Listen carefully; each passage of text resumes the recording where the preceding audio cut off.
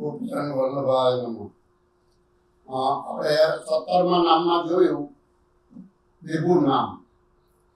એમાં દક્ષિણમાં વડોદરાજીના દર્શને મહાપ્રભુજી પધાર્યા ત્યારે પગથિયા ઉપર અષ્ટપદી જયદેવ માલજીની હતી.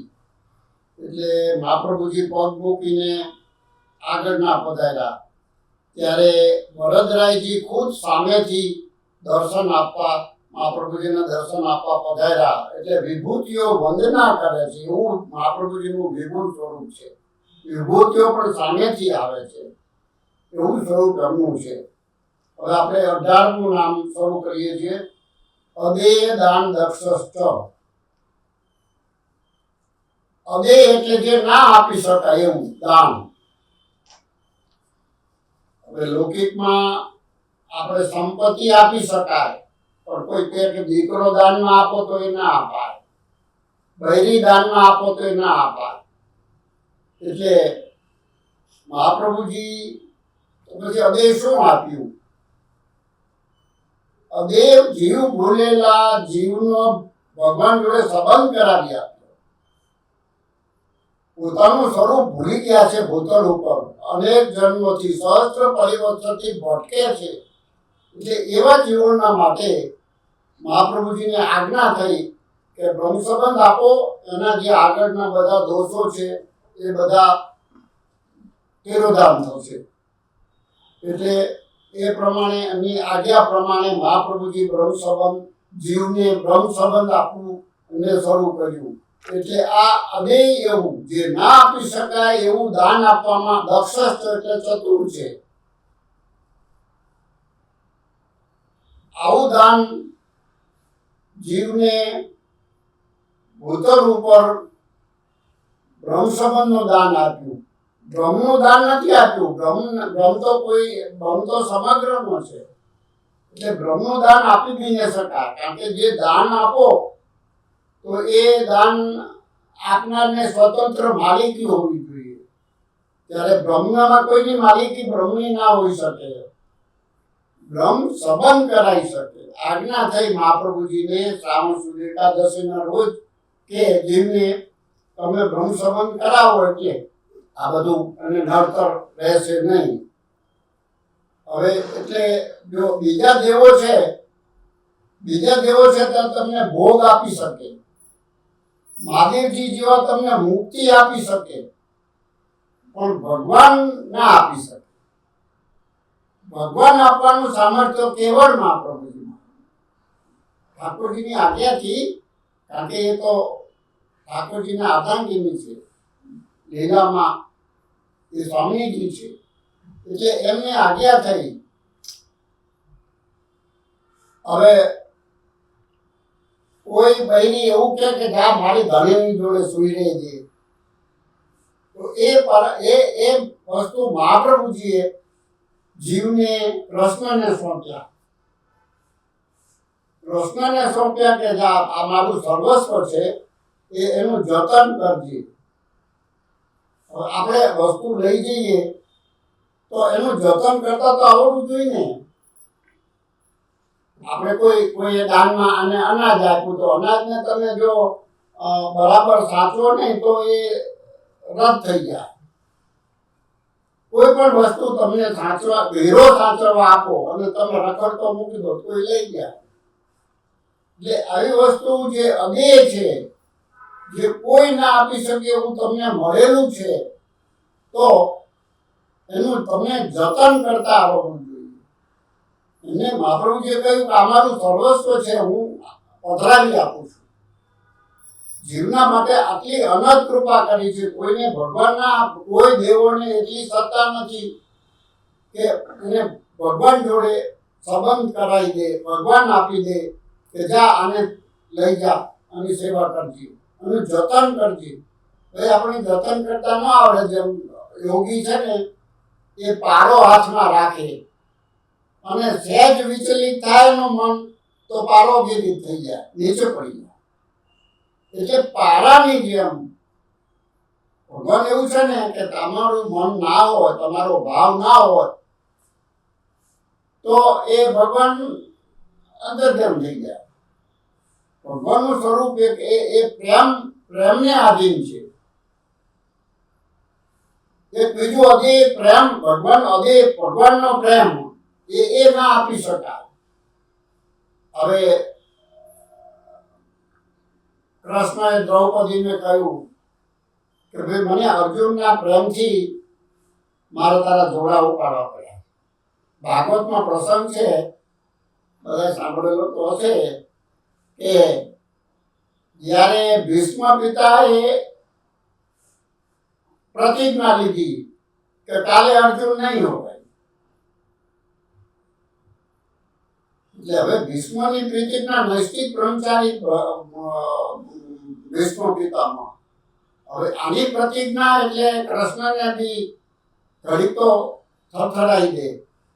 એટલે કૃષ્ણએ બાજી ગોઠવી. દ્રૌપદીને એ બધા લડાઈ ચાલતી હતી મહાભારતની, કૌરવ અને પાંડવોની. ત્યારે દ્રૌપદીને કહ્યું કે ચાલ દાદાજીના દર્શને જવાનું છે આપણે.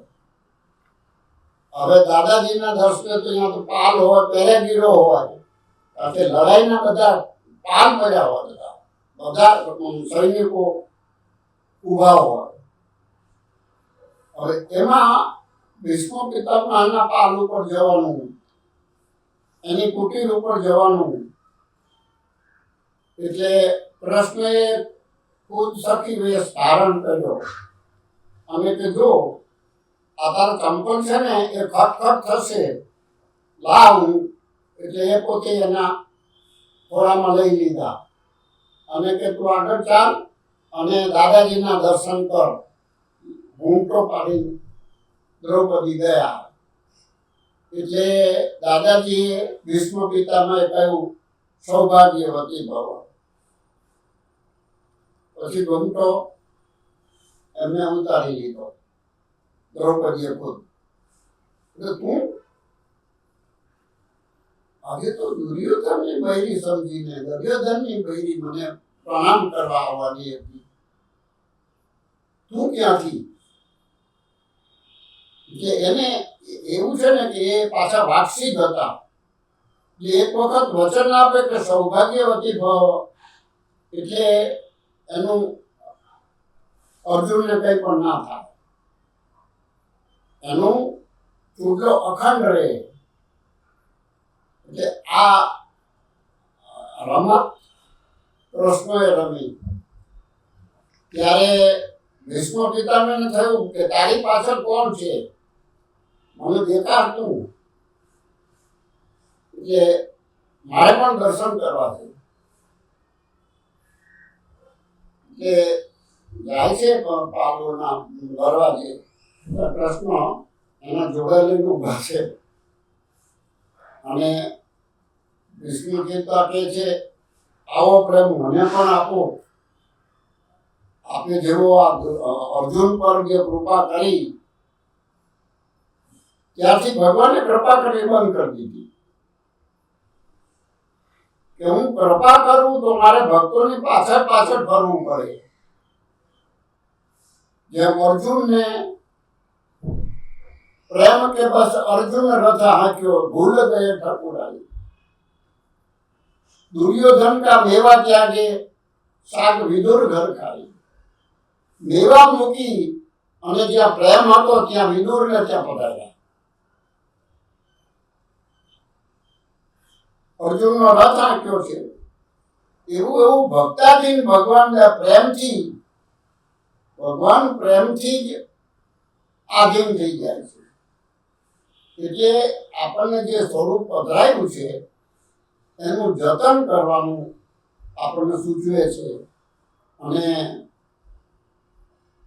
કોને કોને એ દાન કર્યું કે ત્યાં પેલા ગોવિંદકુંડ ઉપર અચ્યુતદાસને સાધન કર્યા વગર, સાધન એટલે તનુજા વિદ્યા કરો તો માનસી સિદ્ધ થાય એમ પ્રભુજીનું કહેવાનું છે, એનો નિયમ છે. એટલે એને સિદ્ધિ માનસી સેવા સિદ્ધ થઈ. અચ્યુતદાસને ગોવિંદપુરની ગુફામાં રહેતા હતા. બીજું પેલા કાયસને, એને પણ માનસી સિદ્ધ કરી આપી. અને બીજા બે બ્રાહ્મણોને રાસલીલાના દર્શનના કરાવી આપ્યા. બે બ્રાહ્મણો અન્યોરના હતા.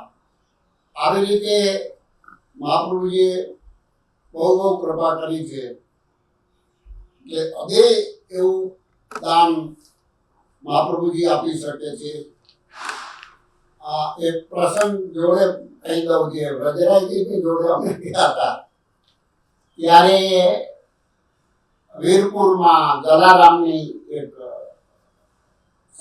છે, જલારામની ઘર છે અને એમાં ત્યાં બધા જે કોઈ બહારગામથી આવે એ પ્રસાદ લઈને જાય. કોઈ ભૂખ્યો ના જાય. રાજા હોય કે રંક હોય, તમારી શક્તિ હોય તો તમારે ધરવાનું, નહીં તો તમારી પાસેથી કોઈ એક્સપેક્ટેશન નહીં કરવાનું. એટલે પરીક્ષા કરવા એક વખત સાધુ પધાર્યા कि जला मेरे को रोटी खाने का वो मुसीबत पड़ती है, तेरी औरत को भेज तो मेरे को रोटी बना के खिला रहे हो. तो आ तो मानस भगवान तरीके जो संत अपनी पास मांगे तो आखी रूल शू है कि जाओ एनी 25-30 वर्षनी बहेरी ने साधु जोड़े वराई दीधी. હકીકત છે, મેં વાંચેલ છે ને. અમે વ્રજરાયજીની જોડે ત્યાં વ્રજરાયજી પધાર્યા ત્યારે અમની જોડે જ હતા. એટલે અને પછી કહું એટલે એ પછી જે આગળ ગયા જે સાધુ ને જલારામના ભાઈજી હવે જઈને ઓટલા ઉપર બેઠા ત્યાં ગામ બહાર કે હું હમણાં આવું છું. એટલે બેસાડી અને પોતે ત્યાં ગયા. બહુ રાહ જોઈ, કોઈ આવ્યું નહીં. રાજાને ખબર પડી એટલે જલારામને ઉપર ગુસ્સે થઈ ગયા કે આવી રીતે તમે અમારા ગામની અંદર આવું ના કરી શકો. પણ આ તો ખુદાના બંદા હતા એટલે એને તો કોઈની બીક નથી. મેરી ચીજ મેને દે દિયા, દાન આપી દીધું. એટલે આવું ત્યાં અત્યારે બી લોટો અને જોડી જલારામ મંદિરમાં અત્યારે પણ છે. અમે એના દર્શન બી કર્યા છે. ત્યાં જે કોઈ આવે એ ભૂખ્યો ના જાય. અત્યારે હજી પણ એ સદાવત જેવું ચાલે જ છે. એટલે વીરપુર એવું ગામ છે, જલારામનું જ ગામ કહેવાય છે. હમણાં ક્રિસ્તો છાપામાં બી વાંચતો હતો કે એક રિક્ષાની અંદર ફોરીન ભાઈ જલારામના દર્શને ગઈ. જલારામ તો ખુદ તો પહોંચી ગયા પણ એના મંદિરમાં એની કોઈ વાવા સાંભળીને એના દર્શન કે કેસા હે જલારામ. તો એ ગઈ તો રિક્ષાની અંદર પેલા રિક્ષાવાળાની દાનત પકડી એટલે મેં બીજે લઈ જવા કોશિશ કરી. ત્યારે એક છોકરાનું રૂપ લઈ અને આ રિક્ષાવાળાને પોતે એનો વિચાર બદલાવી નાખ્યો. એટલે આવું એને પરચાબી આપે છે જલારામ, પરચાબી આપે છે. અને વ્રજરાયજી કેમ પધાર્યા? અમે કોઈ પ્રસાદ લીધો નથી, અમે કોઈ જમ્યા નથી, પણ એને સનાથ કર્યા. જે કોઈ આવું પરમાર્થનું કામ કરે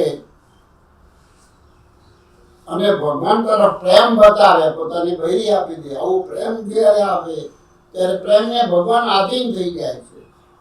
એટલે એને જે સનાથ કર્યા. એટલે આવું ત્યાં અદેદાન દક્ષનું નામ પડ્યું. અદે એટલે જે ના આપી શકાય, જે ભગવાન સિવાય કોઈ આપવા સમર્થ નથી. પણ આ મહાપ્રભુજીને તો આજ્ઞા થઈ, કારણ કે મહાપ્રભુજી તો સ્ત્રીગુણ ભાવાત્મક છે. સ્ત્રીગુણ ભાવાત્મક પુષ્ટિ માર્ગનું તત્વ છે. એટલે એ પોતે જીવને પોતાનું સ્વરૂપ જ્ઞાન કરાવવા માટે એ કૃષ્ણને જીવને સોંપી દે છે. એટલે ઘેર ઘેર પોતે સેવા પધરાવી દીધી. તમારે ક્યાંય જવાની જરૂર, કોઈ સાધન કરવાની જરૂર નથી. કૃષ્ણ સેવા સદા કાર્ય, આ મહાપ્રભુજીનો નિયમ. એટલે તમારે અહર્નિશ આ મારું નમામિ હૃદયે શેષે લીલાક્ષરાભિ સાયનમ લક્ષ્મી સહસ્ત્ર લીલાભિ સેવ્યનામ કલાનિધિ સેવ્યમાનમ કલાનિધિ. એટલે આવો કલાનિધિને એ મહાપ્રભુજીના હૃદય ઉપર અહર્નિશ બિરાજે છે. હૃદયે શેષે, આ શેષા હૃદયની અંદર, શેષ રૂપી સૈયાની અંદર સદાય શ્રી કૃષ્ણ ઓઢે છે, લીલામાં ઓઢે છે. એવી રીતે એમનું અહર્નિશ ઠાકોરજીની સાનિધ્યમાં અને એના હૃદયમાં જે રહેલા કૃષ્ણ એ જીવને સેવા તરીકે સોંપે છે, એ જીવના અહોભાગ્ય છે. એટલે એને બ્રહ્મ સંબંધ રૂપી સેવાનું દાન કર્યું મહાપ્રભુજીએ. કોઈ કે દાન મોટું કે દાતા મોટો? કોઈ કે દાન મોટું. દાન હોય તો આપણે કશું એનો ઉપયોગ કરી શકીએ ને. પણ દાન તો ઘણું હોય, તમારા ઘરમાં બધું ઘણું હોય, પણ તમે આમ કરીને કોઈને ચપટી આપો તો એનું પેટ ભરાય. તમારા ઘરમાં છે ને તમે કઈ કોઈને કઈ આપો નહીં તો દાન શું છે? દાન ક્યાંથી મોટું થઈ શકે? એટલે એનો આપનાર મોટો છે. કૃષ્ણ આવું સ્વરૂપ છે. પણ તમને એનું દાન કર્યું, સેવાનું દાન કર્યું, કા લઈ જા અને આને સારી રીતે સાચવજે, આનું જતન કરજે, આવું જોડે જોડે કહે છે. એટલે એટલી કૃપા જીવ ઉપર વરસાઈ છે. જીવ ઉપર અહર્નિશ કૃપા વરસાઈ છે અને વરસાવે છે. તે આપણે આગલા નામમાં જોઈશું. આગલું નામ હવે આવે છે મહોદાર ચરિત્રવાન.